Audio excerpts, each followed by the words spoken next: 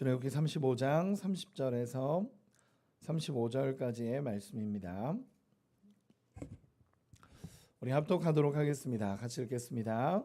모세가 이스라엘 자손에게 이르되 볼지어다 여호와께서 유다 지파 훌의 손자요 우리의 아들인 브살레를 지명하여 부르시고 하나님의 영을 그에게 충만하게 하여 지혜와 총명과 지식으로 여러 가지 일을 하게 하시되 금과 은과 노스로 제작하는 기술을 고안하게 하시며 보석을 깎아 물리며 나무를 새기는 여러 가지 정교한 일을 하게 하셨고 또 그와 단 지파 아히사막의 아들 오홀리압을 감동시키사 가르치게 하시며 지혜로운 마음을 그들에게 충만하게 하사 여러 가지 일을 하게 하시되 조각하는 일과 세공하는 일과 청색, 자색, 홍색 실과 가는 배실로 수놓는 일과 짜는 일과 그 외에 여러 가지 일을 하게 하시고 정교한 일을 고안하게 하셨느니라. 아멘. 말씀을 나누도록 하겠습니다. 오늘 본문의 말씀은 성막 건축을 위한 일꾼이라는 제목으로 함께 말씀을 나누도록 하겠습니다. 하나님께서 어제 말씀에 보면 하나님께서 성막을 짓고 내가 거기에 거주하겠다라고 하나님께서 말씀하셨습니다. 이스라엘과 관계를 회복시키신 후에 하나님께서는 이스라엘 진영 가운데 내가 거하고 그곳에서 함께 거주하겠다라고 말씀하시며 하나님이 거하실 처소를 만들어라 라고 말씀하십니다. 그 하나님이 거할 처소가 뭐냐면 성막, 회막이라고 말하는 성막입니다. 그 성막을 짓기 위해서 하나님께서 모세를 통해서 말씀하셨는데 하나님께서는 모든 사람들에게 모세를 통해서 이 성막을 지을 예물을 너희가 마음에 정한 대로 또 자원하는 마음으로 이 성막을 지을 예물을 드려라 라고 말씀하십니다. 그러자 수많은 사람들이 이제 돌아갔다가 다시 자원하는 마음을 가지고 예물을 가지고 오게 됩니다. 그 액수가 어마어마했고 그리고 나중에 36장에 보면요. 가져오는 것을 막습니다. 오히려 넘친다. 너무 넘친다. 더 이상 가져오지 말아라 라고 할 정도로 하나님께서 주신 마음 안에서 자원하는 마음으로 마음에 감동된 자들을 통해서 성막을 지을 예물이 채워집니다.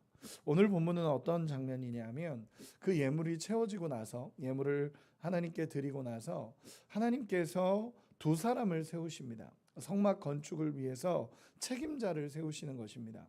성막 건축을 이루어갈 책임자를 모세 외에 그 현장에서 일할 수 있는 책임자를 두 명을 세웁니다. 그 두 사람이 누구냐면 브살렐과 오홀리압이라는 사람입니다. 모세는 그들에게 직분을 임명하고 하나님의 일들을 감당하게 하는 장면으로 오늘 본문이 진행이 됩니다. 본문에 보면 하나님께서 이 두 사람을 부르는데 브살렐과 오홀리압이라는 사람입니다. 이 두 사람은 성막 건축을 지도하고 그 성막 건축을 이끌어가는 사람으로서 두 사람을 선택해서 부르십니다.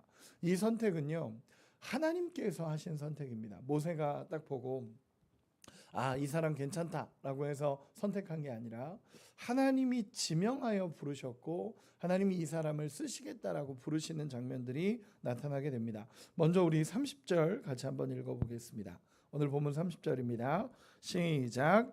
모세가 이스라엘 자손에게 이르되 볼지어다 여호와께서 유다 지파 훌의 손자요 우리의 아들인 브살레를 지명하여 부르시고 아멘.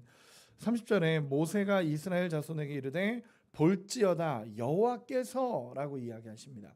여호와께서 부르셨다라는 표현입니다. 또 34절 우리 같이 한번 읽어보도록 하겠습니다. 시작. 또 그와 단 지파 아히사막의 아들 오홀리압을 감동시키사 가르치게 하시며 아멘. 하나님이 하신다라는 표현들입니다. 하나님께서 이 두 사람을 부르시고 이 두 사람을 통해 일하시겠다라는 것을 모세를 통해서 백성에게 전달하신 것입니다. 모세가 오홀리압과 부살레를 부르며 하나님께서 너희를 부르셨다라고 말씀하고 있는 장면입니다. 그러면 하나님께서 이들을 언제 부르셨냐라고 할 때 우리 출애굽기 31장으로 다시 가보도록 하겠습니다. 출애굽기 31장 2절 우리 보도록 하겠습니다. 31장 2절입니다. 31장 2절 같이 읽겠습니다. 시작. 내가 유다 지파 훌의 손자요 우리의 아들인 부살레를 지명하여 부르고, 우리 6절 보도록 하겠습니다. 31장 6절입니다. 시작. 내가 또 단 지파 아히사막의 아들 오홀리압을 세워 그와 함께하게 하며 지혜로운 마음이 있는 모든 자에게 내가 지혜를 주어서 그들이 내게 명령한 것을 다 만들게 할지니. 아멘. 하나님께서 이미 이전에 하나님께서는 이미 계획하셨고 성막 건축을 지시하시면서 하나님께서는 미리 그들을 세우셨다라는 것입니다. 하나님께서 이미 작정하셨고 그들을 통해 일하시겠다라고 말씀하신 것입니다. 그리고 그들에게 지혜를 주시고 하나님이 하시는 명령대로 그들이 이끌어질 수 있도록 하나님이 지혜도 주시고 능력도 주시고 하나님께서 하실 수 있는 힘도 주시겠다라고 약속하시는 장면이 오늘 본문입니다. 사실 오늘 본문만 보면 참 놀랍다라는 생각을 하게 됩니다. 왜냐하면 하나님께서 이 성막 건축을 지시하는 자로 이 두 명을 부르신 후에 얘들아 너희의 능력을 마음껏 펼쳐봐라. 너희의 능력을 마음껏 펼쳐보고 너희가 할 수 있는 그 달란트를 가지고 최선을 다해라 라고 얘기하신 것이 아니라, 우리 다시 본문으로 돌아와서 31절에서 33절까지 한번 읽어보겠습니다. 31절에서 33절입니다. 같이 읽겠습니다. 시작. 하나님의 영을 그에게 충만하게 하여 지혜와 총명과 지식으로 여러 가지 일을 하게 하시되 금과 은과 노수로 제작하는 기술을 고안하게 하시며 보석을 깎아 물리며 나무를 새기는 여러 가지 정교한 일을 하게 하셨고. 아멘. 31절에 하나님의 영을 그에게 충만하게 하여 라고 표현을 합니다. 즉 이 사람들에게 그 부살렐과 오홀리압을 세워놓고 너희가 알아서 해라 라고 말씀하신 게 아닙니다. 하나님이 그들을 세우시고 나서 그들을 하나님의 영으로 충만하게 하셨다라고 표현합니다. 즉 성령을 부어주시고 성령을 충만하게 하심으로 말미암아 하나님의 일들을 감당하게 하셨다라는 것입니다. 하나님의 영을 충만하게 하시고 지혜와 총명과 지식으로 여러 가지 일을 하게 하시되 라고 표현합니다. 즉 하나님이 주도적으로 하나님의 마음을 가지고 그에게 성령을 주시고 지혜와 총명과 여러 가지 지식을 하나님이 주셨다라는 것입니다. 본인이 가지고 있는 원래 달란트에 하나님의 성령이 임하고 그리고 하나님의 지혜가 임해서 그 일들을 감당할 수 있는 힘을 가지게 되었다라는 것을 표현하는 것입니다. 저는 이 본문이 참 놀랍다라고 생각하는 것이 뭐냐면, 여러분 하나님의 일은요 단순히 내가 기술이 있고 내가 잘하고 내가 어떤 것을 할 수 있다라는 것만으로 되지 않는다라는 것을 성경이 말하고 있는 것입니다. 여러분 이걸 잘 이해하셔야 됩니다. 우리에게 주신 하나님의 달란트들이 있습니다. 각각이 가지고 있는 할 수 있는 능력도 있고 배워온 지식도 있고 지혜도 있습니다. 그러나 우리가 하나님의 일들을 감당하고 하나님의 사역을 감당하고 하나님이 주신 역할을 감당할 때는 단순히 내가 가진 기술과 지식과 능력으로 되지 않는다라는 것을 성경은 늘 보여주고 있습니다. 오늘 본문에서도 정확히 얘기하는 게 뭐냐면 하나님의 영을 그에게 부어주시니 그가 할 수 있는 지혜와 능력과 총명이 생겼다라는 것을 하나님이 말씀하시는 것입니다. 저는 예전에 제가 사역했던 교회에 저 부목사로 있을 때 지금 이제 총회장 당선되신 우리 목사님 계시는데 그 교회에 있을 때 그 목사님이 항상 강조하셨던 게 기도였습니다. 성령. 사역을 이야기하시면서 항상 얘기하셨던 게 뭐냐면 성도들에게도 마찬가지고 그리고 직분자들에게도 마찬가지고 항상 했던 얘기가 그 능력으로 사역을 잘 감당하십시오. 힘을 내십시오. 이게 아니라 기도하십시오. 성령을 의지하십시오. 성령이 아니면 우리가 이 일을 감당할 수 없습니다. 라는 이야기를 항상 하셨습니다. 그래서 기도하다가도 목사님이 항상 더 기도하라, 더 기도해라, 더 기도해라. 그리고 사역은 그렇게 감당하는 게 아니라 기도로 감당하는 거다. 하나님이 지혜를 주시지 않으면 우리는 아무것도 할 수 없다. 항상 외쳤던 그 말씀입니다. 저도 오늘 말씀을 준비하는데 그때 그 음성이 제 마음속에 또다시 새겨졌습니다. 모든 직분자들도 마찬가지입니다. 직분자들 세미나를 하고 우리 사역자들을 모아놓고 목사님 항상 하셨던 얘기가 기도하자. 다른 거 말고 기도해라. 내가 아무리 능력이 있어도 하나님 도우시지 않으면 꽝이다. 아무리 힘이 있어도 하나님이 도우시지 않으면 그건 꽝이다. 라고 늘 이야기하셨던 분이 계십니다. 저도 그 말씀이 참 마음에 오래 새겨져서 하나님의 일들을 감당할 때 기도할 수밖에 없다라는 것을 깨닫습니다. 제가 우리 교회 부임하기 전에 이제 그쪽 교회를 사임하고 이제 저희 교회로 이사를 왔습니다. 이사를 와서 도착하자마자 다시 서울로 올라갔습니다. 다시 월요일 날 이사를 오고 그리고 다시 서울로 올라가서 기도하는 시간들을 가졌습니다. 그때 이제 기도하는 시간들을 가지며 한 교회가 있는데 그 교회에서 혼자 방을 잡아서 한 3일 정도를 하나님 앞에 기도하는 시간들을 가졌습니다. 근데 기도하는 그 시간 동안에 하나님이 얼마나 많은 은혜를 주시는지, 또 하나님 앞에 그냥 막 기도하는데 하나님이 주시는 능력이 있어서 그 전까지는 아무것도 참 어렵고 그리고 정신없이 이렇게 왔다가 그 3일의 시간이 저한테도 하나님이 셋업 시키는 시간처럼 제게 다가온 시간들이 있었습니다. 우리는 오늘 본문을 통해서 깨달아야 되는 것은 무엇이냐면 하나님이 우리를 부르십니다. 하나님이 우리를 각자의 자리로 부르시고 하나님께서 각각의 사명을 감당하게 하시고 또 각각의 위치로 하나님이 부르십니다. 그런데 그 부르심을 감당할 수 있는 힘은 나에게 있는 것이 아니라 하나님께 있다라는 것을 우리가 기억하고 하나님의 일들을 감당할 수 있는 우리가 되기를 소망합니다. 그리고 34절 35절 같이 한 번만 읽어보겠습니다. 34절 35절입니다. 시작. 또 그와 단 지파 아히사막의 아들 오홀리밤을 감동시키사 가르치게 하시며 지혜로운 마음을 그들에게 충만하게 하사 여러 가지 일을 하게 하시되 조각하는 일과 세공하는 일과 청색, 자색, 홍색 실과 가는 배실로 수놓는 일과 짜는 일과 그 외에 여러 가지 일을 하게 하시고 정교한 일을 고안하게 하셨느니라. 아멘. 동일하게 오홀리압에게도 하나님의 영을 부으시고 지혜롭게 하신 뒤에 하나님의 일을 감당하게 하셨다라고 성경은 기록하고 있습니다. 이처럼 오늘 본문에 보면 하나님께서 하나님의 성막을 제작하기 위해서 담당할 두 명의 사람을 지명하십니다. 부살렐과 오홀리압입니다. 부살렐은 금속, 보석, 나무 등을 다루는 일을 하게 맡기신 사람이고 오홀리압은 그 외에 천이나 가죽을 담당하는 일을 하게 됐다라고 성경은 기록하고 있습니다. 여러분, 하나님의 부르심 앞에 순종하고 나갈 때 하나님의 영을 부어주시고 그 하나님의 영이 부어지면 지혜와 능력과 힘은 하나님께서 주시는 것을 우리가 깨닫는 은혜가 있기를 소망합니다. 그리고 또한 부살렐과 오홀리압만 부르신 것이 아닙니다. 34절에 보면 오홀리압을 감동시키사 가르치게 하시며 라는 표현이 나타나게 됩니다.